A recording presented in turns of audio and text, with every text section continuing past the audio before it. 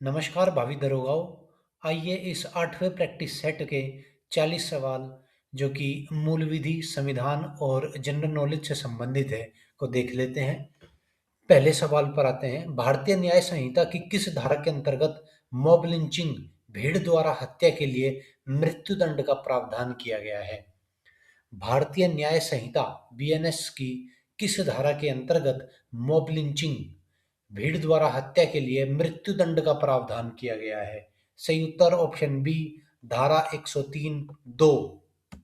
अगला सवाल देखते हैं। भारतीय नागरिक सुरक्षा संहिता बीएनएसएस के अनुसार जीरो एफआईआर दर्ज होने के कितने दिनों के भीतर उसे संबंधित अधिकार क्षेत्र वाले थाने में भेजना अनिवार्य है? भारतीय नागरिक सुरक्षा संहिता के अनुसार जीरो एफआईआर दर्ज होने के कितने दिनों के भीतर उसे संबंधित अधिकार क्षेत्र वाले थाने में भेजना अनिवार्य है? सही उत्तर होगा ऑप्शन सी, 15 दिन। अगला सवाल देखते हैं। बीएनएस में राजद्रोह शब्द को हटाकर देश के खिलाफ कृत्य के लिए कौन सी नई धारा जोड़ी गई है?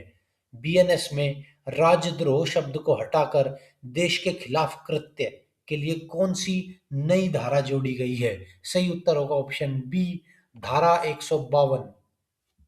अगला सवाल देखते हैं। भारतीय साक्ष्य अधिनियम के तहत अब डिजिटल या इलेक्ट्रॉनिक रिकॉर्ड को किस प्रकार के साक्ष्य के रूप में उतनी ही मान्यता दी गई है जितनी भौतिक दस्तावेजों को? भारतीय साक्ष्य अधिनियम के तहत अब डिजिटल या इलेक्ट्रॉनिक रिकॉर्ड को किस प्रकार के साक्ष्य के रूप में उतनी ही मान्यता दी गई है जितनी भौतिक दस्तावेजों को? सही उत्तर होगा ऑप्शन बी, प्राथमिक साक्ष्य। अगला सवाल देखते हैं। बीएनएसएस के तहत बलात्कार के पीड़ितों के बयान की रिकॉर्डिंग के लिए कौन सा माध्यम अनिवार्य कर दिया गया है? बीएनएसएस के तहत बलात्कार के पीड़ितों के बयान की रिकॉर्डिंग के लिए कौन सा माध्यम अनिवार्य कर दिया गया है? सही उत्तर होगा option B, audio video electronic माध्यम। अगला सवाल देखते हैं। भारतीय न्याय संहिता में पेटी ऑर्गेनाइज्ड क्राइम यानी छोटे ऑर्गेनाइज्ड क्राइम जैसे झपटमारी या गिरोह बनाकर चोरी को किस धारा में परिभाषित किया गया है? भारतीय न्याय संहिता में छोटे संगठित अपराध जैसे झपटमारी या गिरोह बनाकर चोरी को किस धारा में परिभाषित किया गया है? सही उत्तर होगा ऑप्शन बी, धारा 112। अगला सवाल देखते हैं। बीएनएसएस की किस धारा के तहत पुलिस अब किसी भी आरोपी को 90 दिनों की प्रारंभिक अवधि के भीतर किश्तवार आधार पर पुलिस कस्टडी में ले सकती है? बीएनएसएस की किस धारा के तहत पुलिस अब किसी भी आरोपी को 90 दिनों की प्रारंभिक अवधि के भीतर किश्तों में आधार पर पुलिस कस्टडी में ले सकती है? सही उत्तर होगा ऑप्शन बी, धारा 187। अगला सवाल। बीएनएस के तहत स्नैचिंग, झपटमारी को अब एक अलग अलग अपराध माना गया है। इसे किस धारा में रखा गया है? बीएनएस के तहत स्नैचिंग को अब एक अलग अपराध माना गया है। इसे किस अपराध में रखा गया है? सही उत्तर होगा ऑप्शन ए, धारा 304। अगला सवाल देखते हैं। भारतीय साक्ष्य अधिनियम के तहत डिजिटल साक्ष्य को प्रमाणित करने के लिए अब किस धारा के तहत प्रमाण पत्र की आवश्यकता होगी? भारतीय साक्ष्य अधिनियम के तहत डिजिटल साक्ष्य को प्रमाणित करने के लिए अब किस धारा के तहत प्रमाण पत्र की आवश्यकता होगी? सही उत्तर ऑप्शन बी, धारा 63। अगला सवाल देखते हैं। बीएनएस के अनुसार यदि कोई व्यक्ति अपनी पहचान छुपाकर या शादी का झूठा वादा करके किसी महिला से शारीरिक संबंध बनाता है तो उसे अधिकतम कितनी सजा हो सकती है? बीएनएस के अनुसार यदि कोई व्यक्ति अपनी पहचान छुपाकर या शादी का झूठा वादा करके किसी महिला से शारीरिक संबंध बनाता है तो उसे अधिकतम कितनी सजा हो सकती है? सही उत्तर है ऑप्शन सी, 10 साल।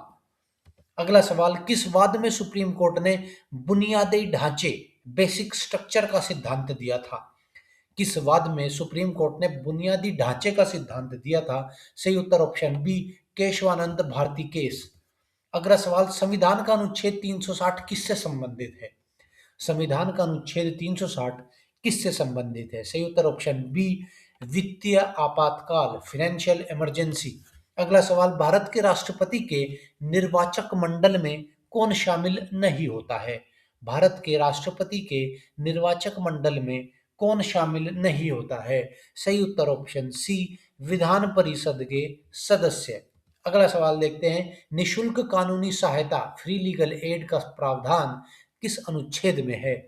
निशुल्क कानूनी सहायता का प्रावधान किस अनुच्छेद में है? सही उत्तर ऑप्शन ए, अनुच्छेद 39 ए। अगला सवाल देखते हैं, 42वां संविधान संशोधन द्वारा प्रस्तावना में कौन सा शब्द नहीं जोड़ा गया? 42वें संविधान संशोधन द्वारा प्रस्तावना में कौन सा शब्द नहीं जोड़ा गया? सही उत्तर ऑप्शन डी, गणराज्य। अगला सवाल देखते हैं, संसद के संयुक्त अधिवेशन की अध्यक्षता कौन करता है? संसद के संयुक्त अधिवेशन की अध्यक्षता कौन करता है? सही उत्तर होगा ऑप्शन सी, लोकसभा अध्यक्ष। अगला सवाल, अनुच्छेद 32 को किसने संविधान की आत्मा और हृदय कहा था? अनुच्छेद 32 को किसने संविधान की आत्मा और हृदय कहा था? सही उत्तर होगा option B, doctor B R Ambedkar. अगला सवाल देखते हैं, भारत में पंचायती राज व्यवस्था का वास्तुकार किसे माना जाता है? भारत में पंचायती राज व्यवस्था का वास्तुकार किसे माना जाता है? सही उत्तर option A, Balwant Rai Mehta, B R Mehta. अगला सवाल देखते हैं, राज्यसभा का पदेन सभापति कौन होता है? राज्यसभा का पदेन सभापति कौन होता है? सही उत्तर ऑप्शन सी, उपराष्ट्रपति।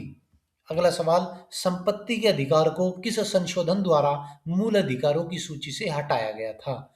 संपत्ति के अधिकार को किस संशोधन द्वारा मूल अधिकारों की सूची से हटाया गया था? सही उत्तर होगा ऑप्शन बी, 44वां। अगला सवाल देखते हैं, प्रयाग प्रशस्ति अभिलेख का संबंध किस गुप्त शासक से है? प्रयाग प्रशस्ति अभिलेख का संबंध किस गुप्त शासक से है? सही उत्तर ऑप्शन बी, समुद्रगुप्त। अगला सवाल, स्वेज नहर किन दो सागरों को आपस में जोड़ती है? स्वेज नहर किन दो सागरों को आपस में जोड़ती है? सही उत्तर होगा ऑप्शन बी, लाल सागर और भूमध्य सागर। अगला सवाल देखते हैं, लॉरेंज वक्र क्या दर्शाता है? लॉरेंज वक्र क्या दर्शाता है? सही उत्तर ऑप्शन सी, आय की असमानता। अगला सवाल, मानव शरीर की सबसे बड़ी ग्रंथि कौन सी है? मानव शरीर की सबसे बड़ी ग्रंथि कौन सी है? सही उत्तर होगा ऑप्शन बी, यकृत। अगला सवाल, कंप्यूटर में बग का क्या अर्थ होता है? कंप्यूटर में बग का क्या अर्थ होता है? सही उत्तर होगा ऑप्शन बी, सॉफ्टवेयर में त्रुटि। अगला सवाल देखते हैं, रेड डाटा बुक किसके द्वारा जारी की जाती है? रेड डाटा बुक किसके द्वारा जारी की जाती है? सही उत्तर ऑप्शन बी, IUCN। अगला सवाल, भारत में पहली बार जनगणना किसके कार्यकाल में हुई थी? भारत में पहली बार जनगणना किसके कार्यकाल में हुई थी? सही उत्तर ऑप्शन बी, लॉर्ड मेयो। अगला सवाल, रैयतवाड़ी व्यवस्था सबसे पहले कहाँ लागू की गई थी? रैयतवाड़ी व्यवस्था सबसे पहले कहाँ लागू की गई थी? सही उत्तर होगा ऑप्शन बी, मद्रास प्रेसिडेंसी। अगला सवाल, भारत की सबसे लंबी अंतर्राष्ट्रीय सीमा किस देश के साथ लगती है? भारत की सबसे लंबी अंतर्राष्ट्रीय सीमा किस देश के साथ लगती है? सही उत्तर ऑप्शन सी, बांग्लादेश। अगला सवाल देखते हैं, महात्मा बुद्ध ने अपना प्रथम उपदेश धर्म चक्र प्रवर्तन कहाँ दिया था? महात्मा बुद्ध ने अपना प्रथम उपदेश कहाँ दिया था? सही उत्तर होगा ऑप्शन सी, सारनाथ। अगला सवाल देखते हैं, विक्रमशिला विश्वविद्यालय की स्थापना किस पाल शासक ने की थी? विक्रमशिला विश्वविद्यालय की स्थापना किस पाल शासक ने की थी? सही उत्तर होगा ऑप्शन बी, धर्मपाल। अगला सवाल, भारत में नीली क्रांति का संबंध किससे है? भारत में नीली क्रांति का संबंध किससे है? सही उत्तर ऑप्शन बी, मत्स्य उत्पादन। अगला सवाल, निम्नलिखित में से कौन सी एक ऑपरेटिंग सिस्टम नहीं है? निम्नलिखित में से कौन सी एक ऑपरेटिंग सिस्टम नहीं है? सही उत्तर है ऑप्शन सी, ओरेकल। अगला सवाल, ओजोन परत वायुमंडल की किस परत में पाई जाती है? ओजोन परत वायुमंडल की किस परत में पाई जाती है? सही उत्तर होगा ऑप्शन बी, समताप मंडल, स्ट्रेटोस्फियर। अगला सवाल, आर्य समाज की स्थापना किसने की थी? आर्य समाज की स्थापना किसने की थी? सही उत्तर होगा ऑप्शन बी, स्वामी दयानंद सरस्वती। अगला सवाल, जोग जलप्रपात किस नदी पर स्थित है? जोग जलप्रपात किस नदी पर स्थित है? उत्तर बी, शरावती नदी पर। अगला सवाल, मुद्रास्फीति के समय किसे सबसे अधिक लाभ होता है? मुद्रास्फीति के समय किसे सबसे अधिक लाभ होता है? सही उत्तर ऑप्शन बी, ऋणी, डेटर। अगला सवाल देखते हैं, प्रकाश वर्ष किसकी इकाई है? प्रकाश वर्ष किसकी इकाई है? सही उत्तर होगा ऑप्शन सी, दूरी। अगला सवाल देखते हैं, 2011 की जनगणना के अनुसार सर्वाधिक लिंगानुपात वाला राज्य कौन सा है? 2011 की जनगणना के अनुसार सर्वाधिक लिंगानुपात वाला राज्य कौन सा है? सही उत्तर होगा ऑप्शन बी, केरल। अगला सवाल देखते हैं, भारत का पहला सौर मिशन कौन सा है? भारत का पहला सौर मिशन कौन सा है? सही उत्तर होगा ऑप्शन बी, आदित्य L1। तो ये थे इस प्रैक्टिस सेट के 40 सवाल। आपके जितने भी उत्तर सही हुए होंगे इस वीडियो के कमेंट बॉक्स में जरूर बताइएगा। उम्मीद है आपको वीडियो पसंद आई होगी। धन्यवाद।